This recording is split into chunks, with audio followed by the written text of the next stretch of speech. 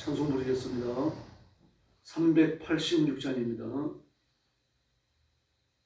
찬송가 386장 부르겠습니다.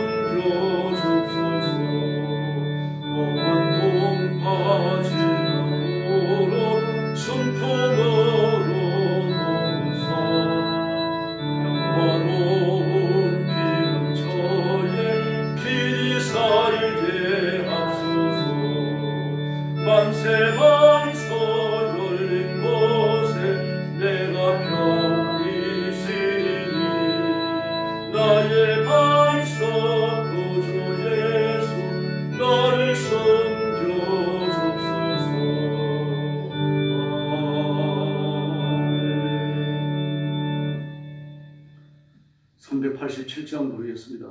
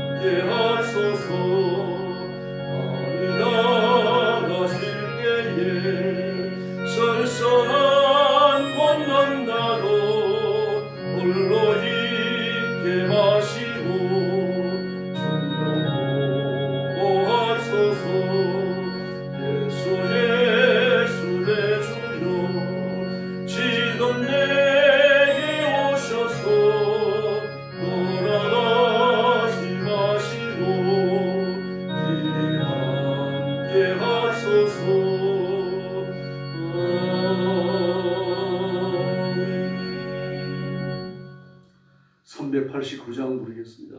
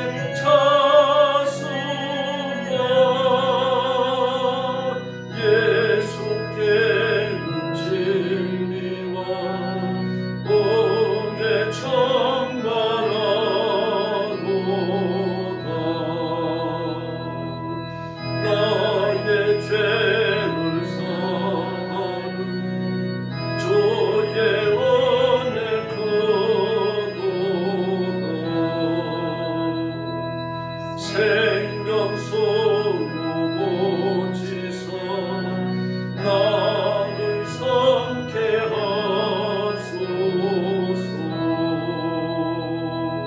생명선을 예수님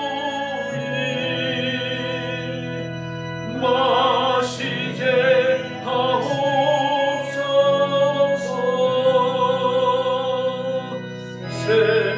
샘물처럼 내 맘에 솟아나게 하소서.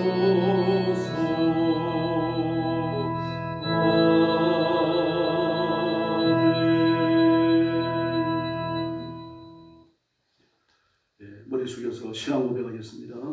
나는 전능하신 아버지 하나님 천지의 창조주를 믿습니다. 나는 그의 유일하신 아들 우리 주 예수 그리스도를 믿습니다. 그는 성령으로 잉태되어 동정녀 마리아에게서 나시고 본디오 빌라도에게 고난을 받아 십자가에 못 박혀 죽으시고 장사된 지 사흘 만에 죽은 자 가운데서 다시 살아나셨으며 하늘에 오르시어 전능하신 아버지 하나님 우편에 앉아 계시다가 거기로부터 살아있는 자와 죽은 자를 심판하러 오십니다. 나는 성령을 믿으며 거룩한 공교회와 성도의 교제와 죄를 용서받는 것과 몸의 부활과 영생을 믿습니다. 아멘. 전능하신 아버지 하나님 감사합니다. 우리의 영생을 주시고 죄 씻음과 하나님의 자녀됨과 하나님의 일을 하는 하나님의 사람됨을 주께서 베풀어 주셨으니 진심으로 감사합니다. 오늘도 엎드려 구원의 하나님 앞에 찬양과 경배를 드립니다. 머리 숙인 성도들, 영상으로 예배에 참여하는 성도들 다 기억해 주시고 하나님께서 품으시며 복을 내려 주시옵소서. 이 땅에 사는 동안 소명을 따라 힘을 다하여 충성하게 하시고 하나님 앞에 순종하여 복받게 하여 주옵시기를 간절히 원합니다. 또 오도신학교 학생들 핍박과 억압의 이 땅 중국과 그리고 전쟁터에서 또 온 세계에서 복음 전하는 선교사님과 그 가족들을 지켜주시기를 간절히 원합니다. 오늘 아침도 저희들이 말씀을 나눕니다. 주의 성령께서 뜨겁게 역사해 주시기를 원하옵고 예수님의 이름으로 간절히 길 올리옵나이다. 아멘. 하나님 말씀 봉독하겠습니다. 시편 81편입니다.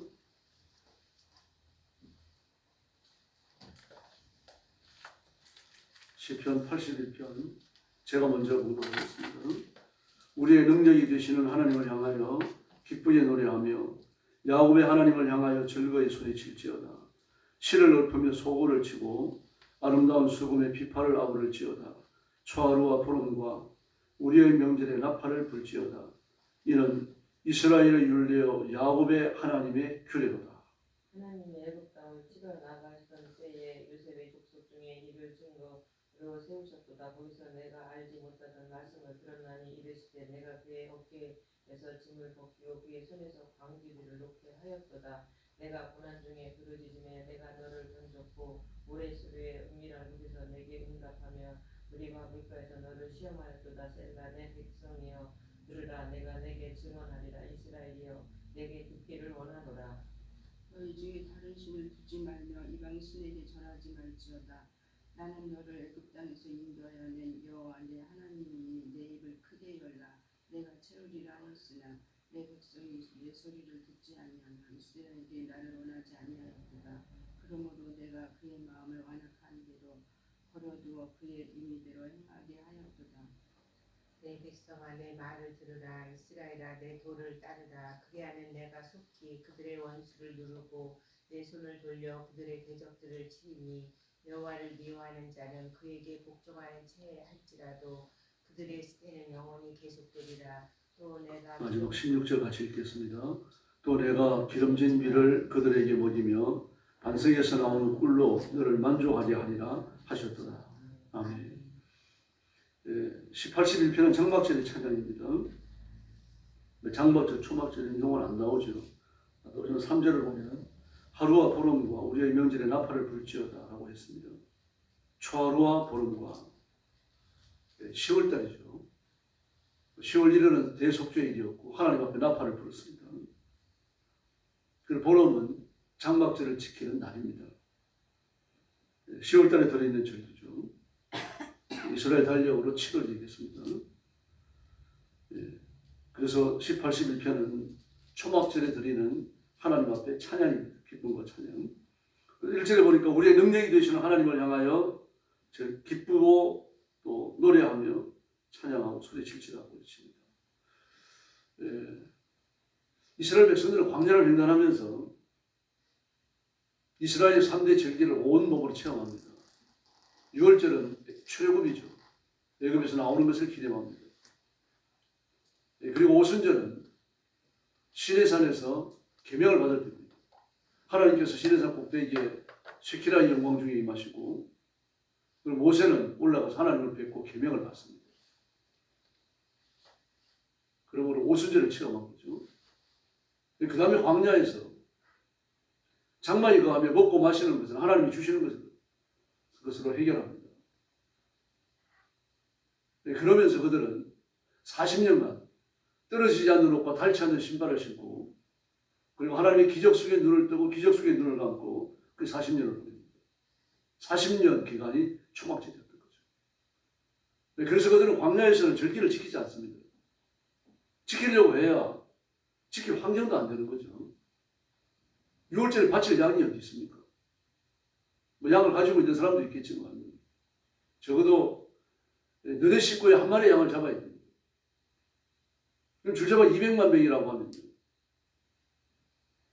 40만 마리 양이 필요하겠죠. 그 양을 어디서 구하겠습니까? 그래서 하나님께서는 절기를 지키는 것을 광야에서 하라고 말씀하지 않습니다. 오순절도 마찬가지죠. 오순절은 성령께서 임하시고 계명을 받은 날이고 그렇습니다만 실제로 보리추수로 시작해서 밀추수로 끝나는 곡식추수입니다. 곡식추수 기간을 하나님 앞에 감사하면서 그리고 절기를 정하여 지키고 50일간의 날들을 구별했던 겁니다. 그러면 엄격히 말해서 광야에서는 오순절을 지킬 수 없습니다. 초막절도 마찬가지죠. 뭐 오순절이 됐든 6월절이 됐든 초막절이 됐든 전부 다 제물을 다 드려야 됩니다. 바치는 제물이 있어야 되는 거죠. 그럼 농사를 짓지 않으니까 초막절에는요, 뭐 바칠 것이 아무것도 없습니다. 초막절 제사가 6월절만큼 크진 않았습니다만 그래도 대단히 성대한 제사입니다. 그러므로 광야에서는 절기를 지키는 것이 아니라 절기를 체험하는 것입니다. 그리고 가나안에 들어갔을 때 비로소 과거에 일어났던 이 하나님의 구원, 큰 구원의 큰 역사, 이 역사를 추억하고 감사하면서 절기들을 지켰던 겁니다. 정막절에 사용하는 나무는 4가지였죠. 보드나무와 종려나무와 도양금나무와 그리고 대추야자 나무입니다. 이 보드나무는 요단강을 건너면서 첫 번째로 보는 나무가 보드나무입니다. 그래서 가나안의 기쁨, 가나안의 복을 우리가 받는구나. 이걸 기념하면서 장막절에 그 나무를 하나님 앞에 바쳤어요. 그 다음에 종려나무입니다. 종려나무는 광야를 횡단하면서 하나님의 지극한 은총을 입습니다. 지금도 종려나무는 와인나무라고 부르죠. 그 종려 열매, 그래서 함부로 쓰지 않았습니다. 또 도양금 나무는 잎이 무성했습니다. 잎이 무성해서 우리가 가나안에 들어가면은 이렇게 무성한 이 후손들이 무성해지는, 그래서 온 국가가 부강해지는 그 복을 주십시오. 그러면서 도감령 나무를, 도양금 나무를 바쳤고요. 그 다음에 이제 그 대추야자 나무 열매를 바치는 나무를 바치는데요. 대추야자는 저 실물을 못 봤습니다만 그 그림을 보면 열매가 얼마나 빠글빠글하게 달리는지 모릅니다. 그래 크진 않잖아요. 호두보다 작죠. 그런 열매가 막 온 나무에 빠글빠글 달립니다. 그래서 이렇게 무성한 수확을 주십시오. 그 좋은 거 다 구하는 겁니다. 그래서 그 4가지 나무를 하나님 앞에 바쳤습니다. 그래서 민족을 초대해서 하나님 앞에 찬양을 드리죠. 또 2절에 보니까 자기의 재능을 따라 하나님을 찬양합니다. 악기를 연주하면서. 그리고 3절을 보니까 제사장들을 초대했어요. 추하루와 보름과 우리의 명절에 나팔을 불죠. 나팔은 제사장이 불죠. 평민이 부는 게 아닙니다. 이렇게 하면서 하나님 앞에 이 절기를 지켰던 겁니다. 그리고 이 절기가 끝나면서 비가 오면 정말 금상첨화입니다. 이 절기가 끝나는 그때쯤 비가 와야 말랐던 땅이 젖으면서 씨를 뿌릴 수 있도록 토양이 만들어집니다. 마른 땅에 씨앗을 넣어야 소용없잖아요. 이 4월부터 완전한 건기가 옵니다. 그리고 6개월 동안 비가 안 오고 10월이 되어지면 뭐 땅이 말라가지고 형편이 없어지는 거죠. 그건 농사를 지을 수 없는 거죠. 그래서 이 초막절을 지키면서 비를 달라고 한 거예요. 이 초막절을 지키면서 이제 하나님의 성전을 돌고 그러는데 그때 하나님의 성전한 번제단 옆에다가도 이 부드나무를 꽂아놓습니다. 뭐 아무리 10% 부드나무라고 하더라도 많은 땅에 꽂아놓는데 그게 어떻게 되겠습니까? 시들죠. 그걸 보면서 하나님 시들어가는 저 부드나무가 바로 제가 같습니다. 풍성한 비를 주십시오. 이렇게 기도했어요. 이스라엘 사람. 비가 오면 하나님이 정말 우리 민족을 사랑하시고 우리에게 복을 주시는구나. 이제 그 표시가 되는 겁니다. 근데 비가 안 옵니다. 되게 이런 비가 10월 달에 와요. 10월 중순 넘어가면 비가 옵니다. 근데 비가 안 옵니다. 그럼 10월 말쯤에는 오겠지. 10월 중순에서 말 사이에 오면은 농사 짓기가 가장 좋은 거죠. 10월 말이나 11월 초에 씨앗을 넣으면 되니까요. 이때 비가 안 옵니다. 11월 달에도 안 오고요. 11월 달에 비가 안 오면 이제 평민들이 금식합니다. 12월 달에도 비가 안 옵니다. 왕이 금식을 합니다. 1월 달에도 비가 안 옵니다. 모든 걸 다 포기해버립니다. 1월 달에 비가 와야 그때 씨앗을 넣어야 4월이 되어져 완전한 건기가 시작되어지는데 나들이 여물 기회가 없는 거죠. 씨앗이 나서 풀처럼 자라다가 그냥 말라버리고 마는 거예요. 이제 그러면 온 국토가 슬픔에 빠집니다. 하나님 이 민족을 버리셨구나. 웁니다. 금식하고 경건해서 난리가 나는 거죠. 그래서 이스라엘 백성들은 이 초막절 절기를 지키면서 비를 달라고 굉장히 간구합니다. 온 관심이 비에 가 있어요. 하나님 비를 주십시오. 비를 주십시오. 이 수전절 물 붓는 의식도 이때 했던 겁니다. 그 부드나무가 이제 하루 이틀 지나가면 말라버릴 거 아닙니까? 그러면은 부드나무를 바라보면서 하나님 앞에 그 비를 달라고 기도하는데 뭐 기도해도 그 부드나무가 물이 없으니까 살아날 게 없지 않습니까? 그래서 수전절 물 붓는 의식을 하는 겁니다. 부드나무를 살리기 위해. 그 부드나무는 희한한데 일단 물만 가면 또 살아나잖아요. 부드나무 아무 가지나 끝까지 물까지 심어 놓으면 그게 살아나잖아요. 이 부드나무 이름이 호산나입니다. 주여 우리를 구원하소서. 그 비를 달라고 구하는 거예요. 비를 주시는 것이 바로 이스라엘을 구하는 것이기 때문에. 요한복음 7장 7절을 보면요. 예수님께서 명절 끝날을 큰 날이라고 불렀습니다. 이날 축제가 벌어지기 때문이죠. 또 예수님께서 뭐라고 설교하셨는가 하면 누구든지 목마르거든 내게로 와서 마셔라. 감 없이 저 꿀을 사라고 말씀하십니다. 그러므로 6월절 물 붓는 의식 그 핵심은 뭡니까? 예수님이시죠. 우리 인생이 시들고 메마르고 고통을 나갈 때 예수님께 오면 살 길이 열릴 줄로 믿습니다. 하나님의 은총이고 하나님의 보좌입니다. 그 이스라엘 백성들은 하나님 앞에 바치는 건 내게로 돌아온다고 생각합니다. 부드러움을 바치고 물을 바쳤으니까 부드러움은 자기들이죠. 그러면 하나님께서 우리에게 풍성한 수확을 주실 것이라고 그렇게 믿었던 겁니다. 전지에 포도주를 붓습니다. 포도주를 부으면 포도주가 돌아온다고 생각합니다. 오순절의 날 되어지면요. 맥주절, 오순절이 되어지면 빵 2개를 바쳤습니다. 그 빵 하나가 22리터를 가지고 빵 하나를 만듭니다. 밀가루 22리터. 얼마나 크겠습니까?